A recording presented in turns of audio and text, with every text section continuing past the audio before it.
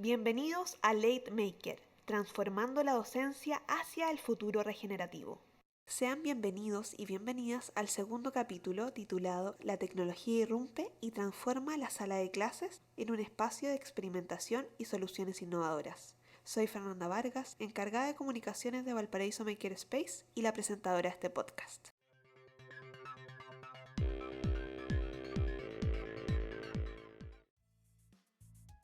Tal como el nombre de este capítulo lo anuncia, hoy hablaremos de cómo la tecnología puede transformar y revolucionar la sala de clases. También ahondaremos en cómo el uso de estas herramientas tecnológicas beneficia el proceso de aprendizaje de los estudiantes. Todo esto dentro del contexto de la cultura maker. Y es que, estando en el pleno siglo XXI, las tecnologías están casi en todos lados y se vuelve cada vez más relevante para el futuro. En plena sociedad del conocimiento, se vuelve indispensable saber cómo manejar diversos programas y herramientas tecnológicas que nos permiten crear y difundir el conocimiento. Es por esta razón que las instituciones escolares no se pueden quedar atrás y tienen que atreverse a innovar en la manera de fomentar el aprendizaje a sus alumnos. Esto se vuelve un desafío para los colegios, ya que el dominio de las herramientas y los procesos digitales es algo nuevo y de difícil acceso en algunos casos. Garantizar la equidad en el sistema educativo nunca ha sido una tarea sencilla. Además, el poner a disposición de todos los estudiantes herramientas y aplicaciones de tecnología digital no solo implica una inversión de recursos, sino que se debe realizar de una manera en que no afecte la función educativa, sino que la complemente. Pero incluso si existen los recursos y un plan curricular que le permita a los estudiantes acceder a estos conocimientos, también es necesario que los docentes posean las competencias digitales necesarias.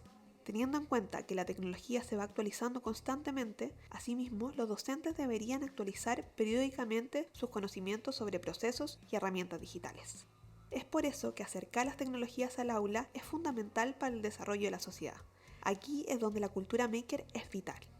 Desde la filosofía Do It Yourself se puede empoderar a docentes y estudiantes a que experimenten con tecnología para alcanzar sus metas pedagógicas desde edad temprana de desarrollo. Con el paso del tiempo, estudiantes y académicos están más familiarizados con distintos tipos de tecnología, desde apps en los celulares, software para computadores, así como pizarras tecnológicas y libros electrónicos. Todo está al alcance de la mano. El principal desafío de la sala de clases del futuro es lograr adaptarse a las tecnologías y constantes innovaciones.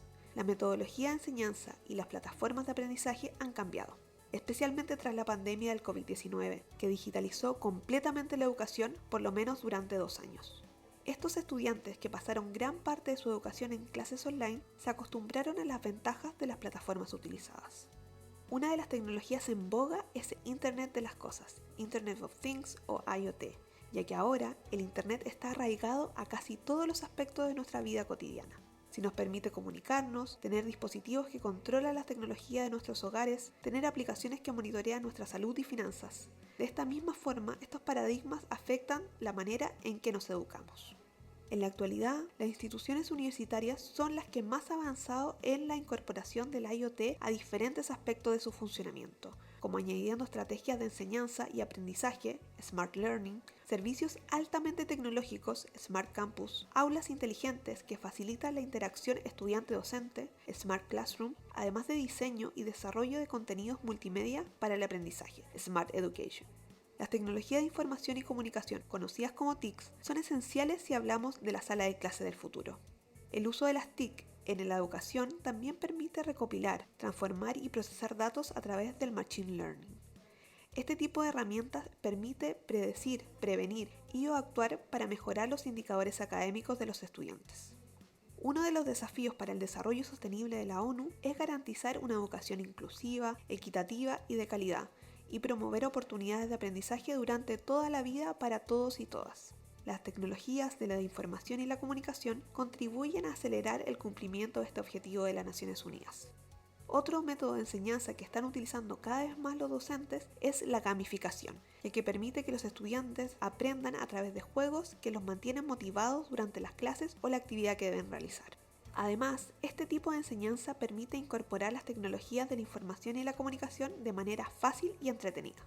A través de estos juegos, los estudiantes no solo están aprendiendo, sino que refuerzan aspectos como la participación, la competencia, el superar desafíos y el trabajo en equipo. Para desarrollar este tipo de actividades es indispensable que los estudiantes primero asimilen las dinámicas de juego que se van a realizar. Así se consigue una mayor participación e interés en lograr los objetivos. Durante la gamificación se utiliza una serie de técnicas mecánicas y dinámicas extrapoladas de los juegos. La técnica mecánica es la forma de recompensar a los estudiantes según sus objetivos alcanzados. Las más utilizadas son la acumulación de puntos, el subir de nivel, la obtención de premios o regalos, el ranking o clasificación, el superar desafíos y completar misiones o retos. Este sistema de recompensa le permite a los estudiantes esforzarse para seguir obteniendo premios. Las técnicas dinámicas son la motivación de los propios estudiantes para jugar y alcanzar el objetivo. Algunas de estas son el logro, el cual está asociado a una superación o satisfacción personal. El estatus, ya que se asocia a una popularidad con los ganadores. Relacionando al estatus se encuentra la competición, ya que algunos estudiantes se sienten motivados al ganarle a sus compañeros. Finalmente está la recompensa, la cual está relacionada con las técnicas mecánicas aplicadas por el profesor. Estos estudiantes se motivan para obtener premios y recompensas. La gamificación está ganando terreno en la metodología de la formación. Aplicaciones, plataformas y tips de cómo incorporarlas fueron compartidos en foros y blogs durante los últimos años. Esto debido a la necesidad de mantener la atención de los estudiantes durante las clases online que debieron impartirse en pandemia. Sin embargo, este no ha sido el único factor por el cual la gamificación ha generado popularidad. Como mencionamos anteriormente, está estrechamente relacionada con el aprendizaje de las TIC, las cuales son fundamentales para enseñarle a los profesionales del mañana, teniendo en cuenta que el mundo está cada vez más digitalizado. En varios países del mundo ya están adaptando las salas de clases para la incorporación de estas tecnologías. Por ejemplo, según datos del INEE del 2021, en España el 45,4% de los centros educativos ya cuentan con un entorno virtual de aprendizaje. En Chile tenemos el desafío de aplicar las tecnologías a la sala de clases, tanto en la educación pública como privada, para emparejar la cancha en el acceso. Así tendremos estudiantes y profesores listos para los desafíos del siglo XXI.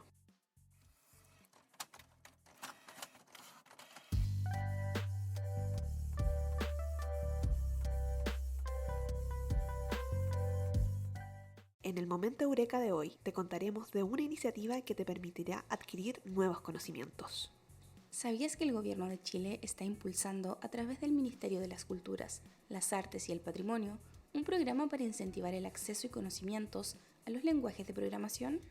Esta iniciativa se llama Jóvenes Programadores de Biblioredes, el cual cuenta con 25 cursos en línea, gratuitos y sin límite de edad para aprender sobre programación a través de bloques y código. Pero no está solamente enfocado en el aprendizaje en solitario, ya que incluye cursos dirigidos especialmente a docentes y escuelas, para que puedan capacitarse y llevar la programación a la sala de clases.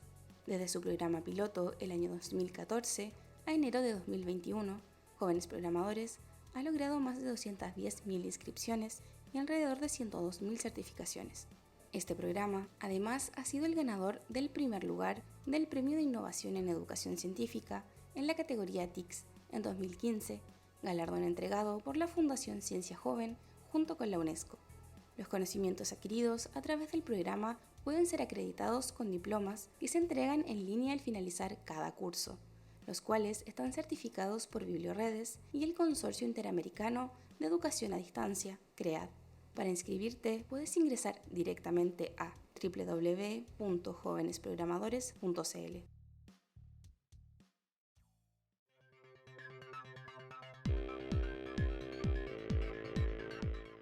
En el capítulo de hoy tendremos el honor de conversar con Pedro Giep, presidente de Tide y First Maker, quien ha dedicado su trayectoria al área de la educación. Tiene un estrecho lazo con la región de la Araucanía, ya que es presidente de la Fundación Educacional Araucanía Aprende y también director de la Fundación Educacional Educa Araucanía. Pedro se considera un maker y sus investigaciones en educación se vinculan a este movimiento. En sus publicaciones destacan temas como aprendizaje basado en proyectos, uso de TIC, tecnologías de la información y computación en educación escolar y diseño de artefactos programables, computational thinking y physical computing.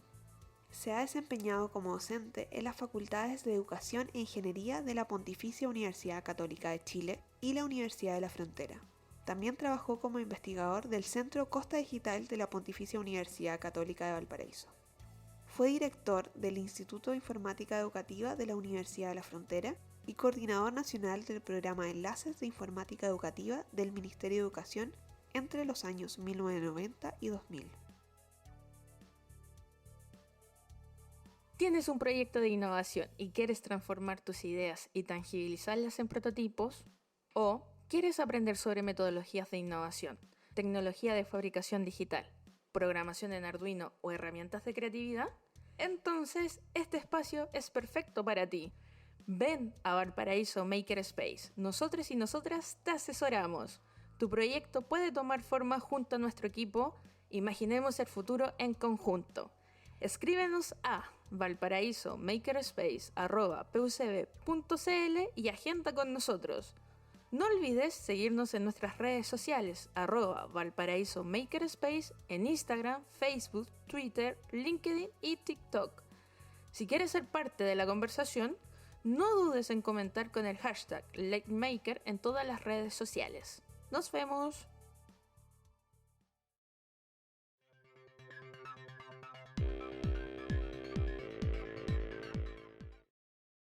Bienvenido Pedro, muchas gracias por acompañarnos en el segundo capítulo de Late Maker, donde estamos hablando sobre la innovación en educación con un toque maker. Ahora estamos en esta sección que se llama M&M, le pusimos porque se llama Maker to Maker, entonces donde conversamos justamente con gente que impacta a Valparaíso Makerspace desde sus inicios hasta el futuro. Entonces, primero que todo, muchas gracias por acompañarnos y ¿cómo está? Yo muy bien, gracias, encantado de conversar del tema Maker con ustedes, así que feliz. Súper, ya no es ajeno a este espacio, hemos trabajado ya en conjunto ya varios años, pero sabemos que se ha dedicado su trayectoria a trabajar con tecnología, que se remonta a su carrera de ingeniero civil, también su doctorado en ciencia de la computación. Sin embargo, luego empezó a trabajar en actividades relacionadas con el programa Enlace del Ministerio de Educación, trabajó en el Centro Costa Digital de acá de la PUCB y participó también en la Fundación Araucanía Aprende y Enseña Chile en el sector de Valparaíso. ¿Por qué decidió volcar su carrera a la educación? ¿Qué le llamó la atención? Bueno, como ingeniero, poco después de egresar yo me dediqué a profesor de ingeniería en la Universidad Católica en Santiago, estuve 14 años.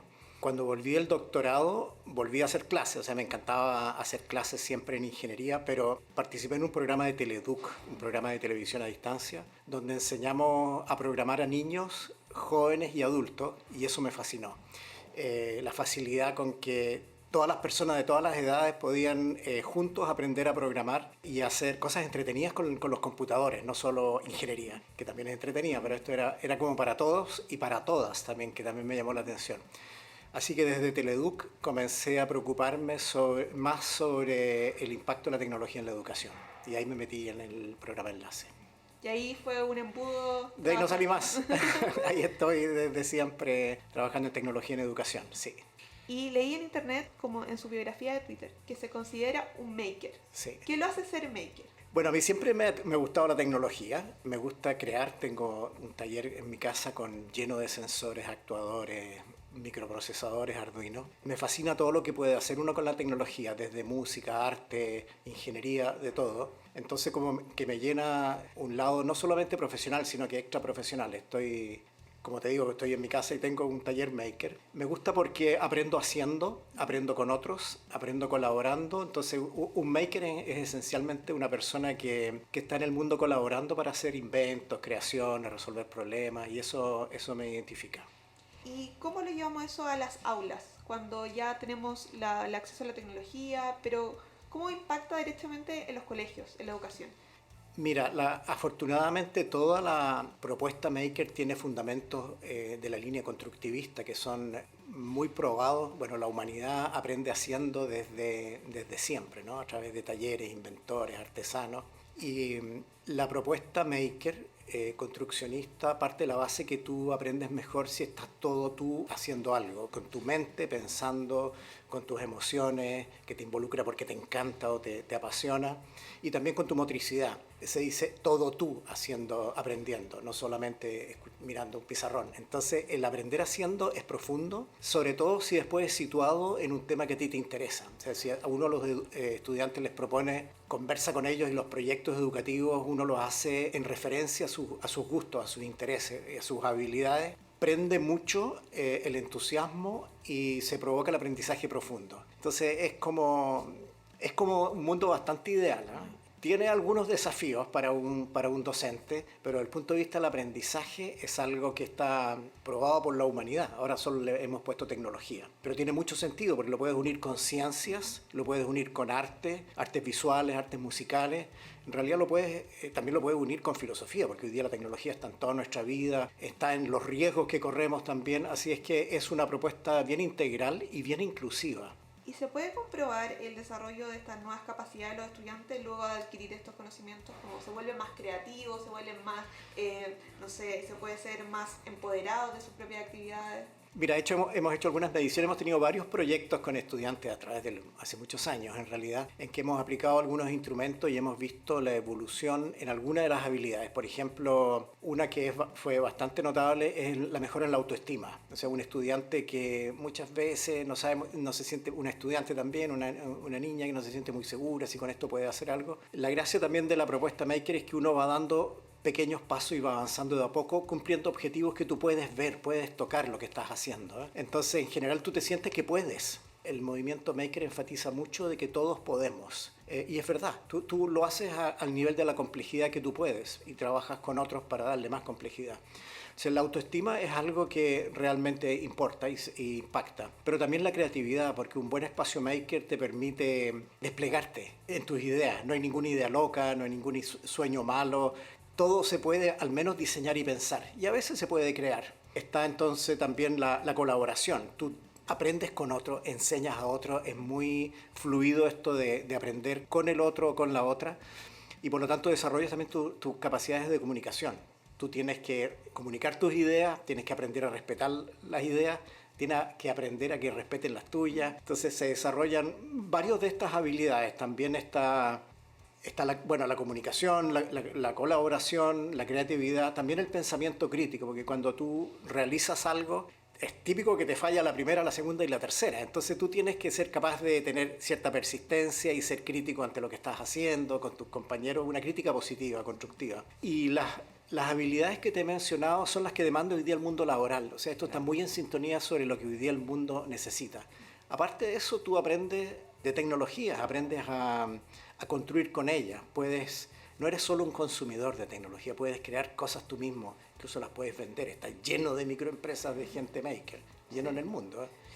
Y hablando sobre estos como nuevos aprendizajes o habilidades que se desarrollan los makers, pensándolo como en esta brecha de género que se habla de la tecnología, ¿creen que se aplica acá o cómo el mundo maker puede ir a favor de esta brecha tecnológica que existe en STEM, de que las mujeres son las menos matriculadas en carreras de STEM en comparación a los hombres, pero que a lo largo de los años esta brecha se ha ido angostando, pero sigue todavía un trazo por avanzar?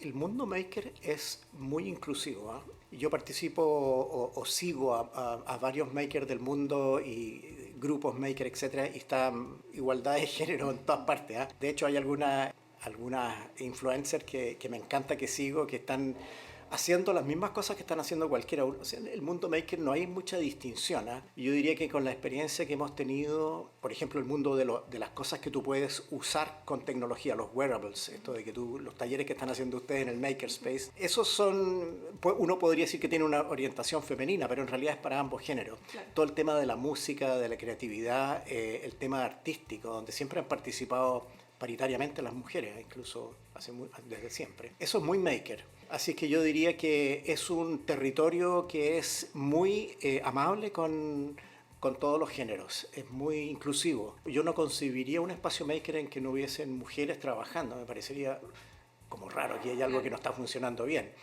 Y siempre me ha tocado que hay paridad, no sé si paridad siempre, ¿eh? Porque todavía está esto que tú mencionabas de que los hombres son más para matemáticas y ciencias, pero en el mundo maker es súper inclusivo, así que también es una apuesta en ese sentido, ¿eh? Claro, es una apuesta, bueno, nosotros mismos lo vemos acá en el Makerspace porque, bueno, las carreras de ingeniería sí tienen mayoría de hombres, Sí. pero cuando empiezan a trabajar en conjunto con la gente de diseño de acá de la Universidad de Arquitectura, ahí hay más mujeres y empiezan a, lo que nosotros hablamos del cerebro colectivo, y empiezan a trabajar en conjunto y en proyectos en conjunto. Entonces ahí es donde nace la magia y como que todos se entusiasman para trabajar. Sí, tal cual. En realidad los grupos más entretenidos, los que producen las mejores cosas, terminan siendo grupos mixtos, porque es la conjunción de estilos, de miradas, de perspectivas, y eso siempre quedan mejor los productos y los resultados cuando hay una perspectiva de género y también de edad, no solamente Claro. de género. O sea, yo trabajo también se suspendió durante la pandemia, pero antes de eso yo trabajaba en clubes maker de barrios y ahí o sea, había de todo, de 6 años a personas cercanas a los 80 años, hombres, mujeres, niños, también niños y niñas con necesidades especiales. También se presta muy bien para hacer inclusión, ¿eh? O sea, es súper inclusivo. Es bien democrático. Muy democrático, sí. Y estuvimos andando para esta entrevista y este capítulo sobre su trayectoria y nos encontramos con hartos papers que había escrito y que tienen que ver con las TICs. ¿Cuál crees que son los desafíos de, ya teniendo las TICs a la mano, de los profesores, para poder enseñarle a los estudiantes que las puedan implementar en los colegios? Mira, te voy a responder, pero antes te diría que el profesor se encuentra con una materia, si tú quieres, una asignatura en que los estudiantes pueden fascinarse fácilmente. Y muchas veces nos pasa que tenemos que convencerlos que las matemáticas son útiles y también entretenidas, o que tal materia puede ser un poquito más plana, pero que el profesor le tiene que poner empeño para que encante. Con los makers se da que muchos estudiantes se fascinan porque pueden, como comentábamos, puede construir algo, puede crear algo. A todos los jóvenes les gusta crear. Entonces, lo primero con que se encuentra el profesor con que hay un grupo entusiasta. Que es raro, ¿no? Y la otra cosa que es un desafío, bueno, el primer desafío es que son tan entusiastas que pronto ponen un poquito más de tiempo y un poquito más de energía y aprenden a programar mejor que los profesores. Eso nos pasa siempre. O sea, a mí muchas veces me han superado los alumnos en clase porque hacen unos algoritmos de programación o utilizan una impresora 3D, una cortadora láser de las maneras que a mí no se me habría ocurrido. Entonces, uno de los primeros desafíos es que el docente cambie su rol de el que todo lo sabe por el que aquí aprendemos juntos. Eso es muy maker, es bastante más horizontal. Se necesita un guía y el profesor tiene que, como respuesta a desafío, decidir que él no tiene que saber todo, porque no hay ningún maker que lo sepa todo. No existe eso en el mundo. Entonces, un docente lo que hace es una buena guía. Sobre todo lo que llaman habilidades como blandas, un mal nombre, pero de entusiasmar, de dejarlos colaborar, de dejarlos que sean creativos, no de resolver los problemas específicos de la tecnología. Entonces, ese es un desafío. El otro desafío es que la cultura maker tiene una cierta libertad de acción, como que si tú quieres crear algo, por ejemplo, quieres crear un robot que es tan común, pero quieres que tu robot tiene características especiales. Y el profesor puede estar de acuerdo en que el robot, bueno, tiene que hacer algo, salir de un laberinto, levantar un brazo mecánico, simular un ojo, pero normalmente los makers se entusiasman y en vez de la programación de 2 semanas se van a demorar 2 meses en hacerlo. Entonces, requiere de mayor flexibilidad en el sistema escolar chileno, que es muy rígido. Y ahí el docente tiene que tener esto que comentábamos de que no es el que sabe todo, pero que también tiene que ser capaz de flexibilizar para que los estudiantes completen su proyecto. Y también está el desafío de evaluar. ¿Cómo evalúas tú que algo cumplió los objetivos? Y hay formas que lo podemos conversar, pero para los profesores es un desafío. Y otro desafío que podemos ver para los docentes tiene que ser como trabajar en conjunto, que no es como ellos en un mundo, sino que Totalmente. trabajar en red. Claro. ¿Cómo ves ese trabajo que se puede hacer desde los docentes, de que no sean ellos mismos los que empujan solamente un curso y que se queda ahí, sino que sea una conexión de redes de los docentes para la educación en general? Súper punto, porque en general, no todos por cierto, pero en general los profesores tienden a hacer sus clases solo, sin mucha referencia a lo que está pasando en la sala de al lado. O sea, primero se necesita un liderazgo en la dirección de la escuela que estimule el trabajo interdisciplinario. En Maker, por ejemplo, es muy atractivo partir con artes, no con tecnología. Desde el punto de vista de la profesora, el profesor de arte, la profesora, el profesor de música, por ejemplo, creando instrumentos novedosos. Y luego incorporar al profesor de ciencias para que explique por qué físicamente o biológicamente o químicamente funcionando bien. Entonces, desde los proyectos Maker se levanta una demanda interdisciplinaria. El profesor de música no tiene por qué saber tanto de física o el de física lo de música. Por lo tanto, lo que yo he observado en la literatura es que los profesores tienden a trabajar en red, se conectan con pares que están en las mismas. Lo cual es un cambio cultural, porque tú pasas a ser un miembro de una red, de una gran red que colabora, que coopera, que se pregunta, que pregunta inquietudes, que cómo resuelvo esto. Y eso es un cambio que no es simple. O sea, porque yo me abro, cuando yo me abro me expongo un poco, pero es la única manera de hacerlo al final, ¿eh? Si quieres ser un buen profesor maker, es interdisciplinario. Y como sobre todo en esa misma línea, ¿cuáles son los desafíos como en lo macro, en la educación chilena? Teniendo en consideración las TICs, el movimiento maker, las nuevas tecnologías, esta nueva forma de hacer clases de manera híbrida que nos cambió todo de un día para otro, Sí. En la pandemia, y que tuvieron que tratar de tener las mismas experiencias detrás de una pantalla. ¿Cuáles son los desafíos ahora de la educación chilena? Mira, yo creo que un primer desafío y una manera de abordarlo es que el Ministerio de Educación le ponga fuerza a esto. En general, el Ministerio de Educación hoy en día en Chile mira con simpatía al mundo maker. De hecho, están haciendo licitaciones en que están solicitando laboratorios maker. Eso es muy interesante porque le está dando una señal a los colegios de que esto es importante. El Ministerio es un referente muy importante. El hecho de que el Ministerio lo esté promoviendo, yo creo que es un gran paso. Me encantaría que lo promoviera mucho más. La otra cosa que yo creo que es muy importante es difundir las experiencias exitosas. O sea, si uno... A veces el colegio de al lado, del otro barrio, está haciendo cosas maker y con el mismo tipo de niños. Pero muchas veces te dicen, no, pero es que esos son los colegios privados de tal comuna, o estos son profesores que han hecho un posgrado no sé dónde. No, yo me he encontrado en escuelas rurales al interior de la Araucanía haciendo espacios maker maravillosos. Y esos profesores no tienen los medios, simplemente son movidos, son creativos, son entusiastas. Y yo digo, si ellos lo pueden hacer, se pueden hacer en todas partes. Entonces, una manera de lo que tendría que hacer la educación chilena es establecer más canales para hacer fluir las experiencias exitosas entre profesores. Más colaboración, más abrirse a ver. Porque en general si se te ocurre un proyecto que puede ser complejo, a mí lo que me pasa, yo te diría que el 100% de las veces, y no exagero, cuando quiero desarrollar un proyecto, yo lo primero que hago es mirar quién lo ha hecho antes. Los makers copiamos y después lo adaptamos a lo nuestro. Pero a mí yo creo que nunca he abordado un proyecto sin preguntarle a muchas personas o a muchos sitios web, ¿cómo lo han hecho ustedes? Claro. Muchos. Hasta el día de hoy. Cualquier proyecto que comienzo por mirando al otro. Y en este sentido, ¿cómo se imagina la implementación de la cultura maker en la educación? Si lo pudiera hacer como la educación chilena ideal, como mañana se despierta y es como una utopía. ¿Existe? ¿Cómo sería? ¿Cómo se vería?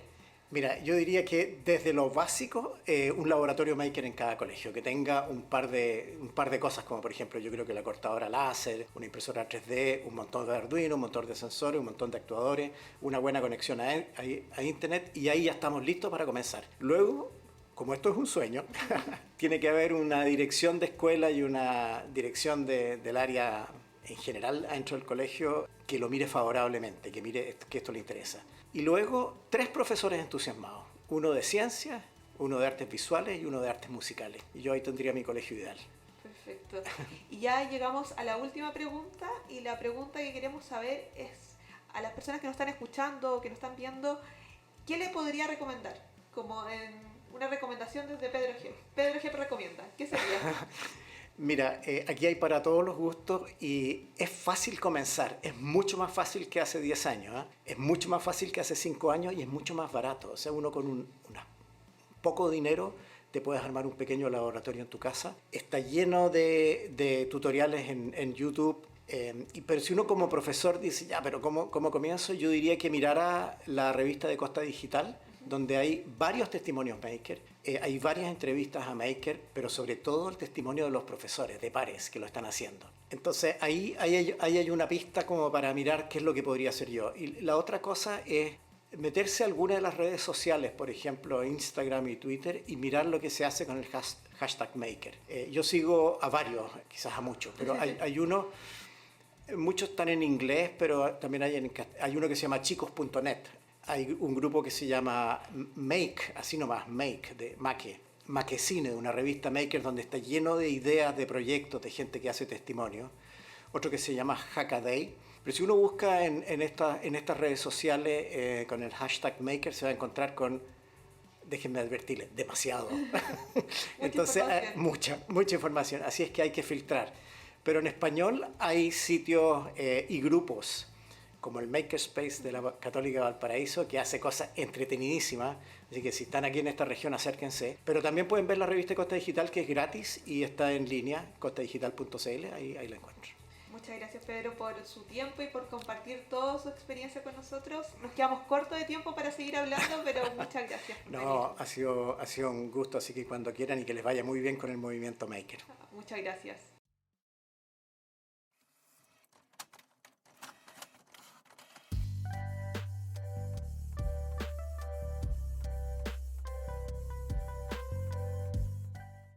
En Boxmaker queremos saber sus opiniones y que formen parte de la conversación con el hashtag LateMaker en redes sociales. Es por esto que hoy le preguntamos a apoderados de estudiantes de enseñanza básica, ¿cómo se imagina la sala de clases del futuro?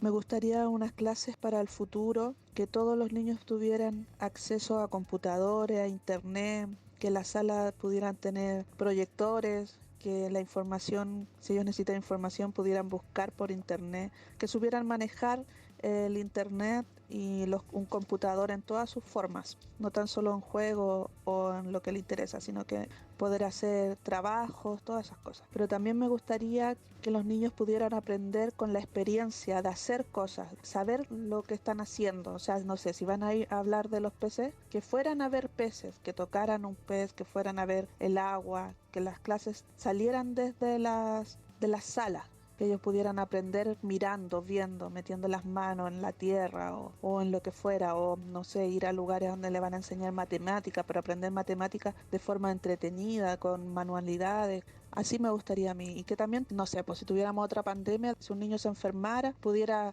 estar de su casa conectándose a la clase. Creo que las clases en el futuro van a ser así, donde un profesor puede estar en un lugar, todos sus alumnos en diferentes lugares y todos concentrados bajo un solo tema, y donde no van a haber, creo yo, excusas ni siquiera para no concentrarse. La sala de clases del futuro va a tener que considerar no solamente los conocimientos de ciencias básicas tradicionales, sino que también debería incorporar otro tipo de habilidades para la vida, como educación emocional y habilidades para la independencia de cada persona.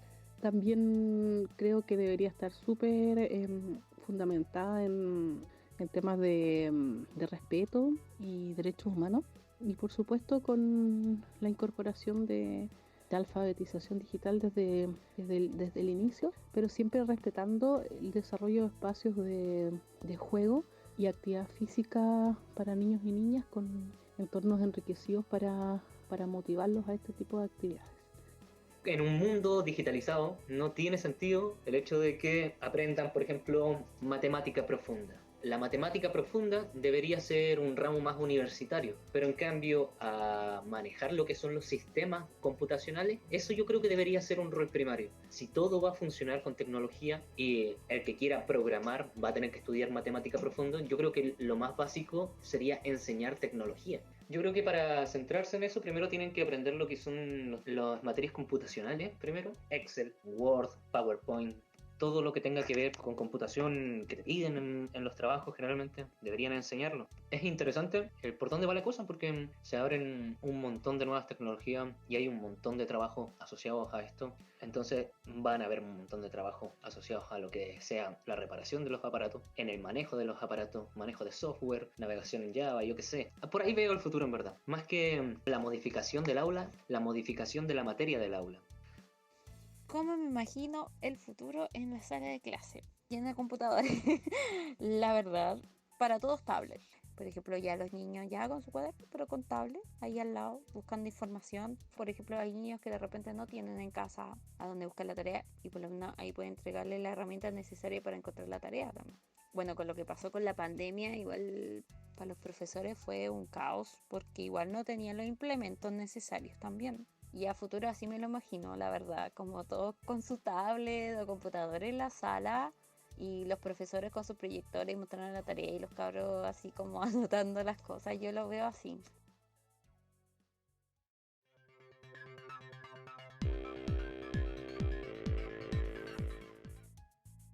Esperamos que hayas disfrutado del segundo capítulo de Late Maker, transformando la docencia hacia el futuro regenerativo. Recuerden que en Instagram, Twitter y Facebook pueden encontrarnos como Valparaíso Makerspace. Y para más información pueden visitar www.valparaisomakerspace.cl. En el próximo capítulo continuaremos conversando sobre el impacto de la cultura maker en el aprendizaje de los estudiantes, pero ahora desde la enseñanza universitaria. Es por esto que tendremos de invitada a Jimena Pascual, directora de la Escuela de Ingeniería Industrial de la PUCB, quien nos comentará sobre los beneficios de desarrollar el pensamiento lateral y cómo ejercitar el músculo de la creatividad. Late Maker es un podcast original de Valparaíso Makerspace, ejecutado gracias al financiamiento de vinculación con el medio y la Dirección de Innovación de la Pontificia Universidad Católica de Valparaíso. Producido por Dayana Echeverría, Fernanda Vargas y Nicole Vega. Makers invitados: Pedro Jep, Jimena Pascual, Pamela Hermosilla, Sonia Pino, Felipe Muñoz, Brian González y Macarena Rosencrantz. Diseño de sonido y música: Felipe Cabrera. Apoyo técnico: César Cofré. Esto fue Late Maker, transformando la docencia hacia el futuro regenerativo.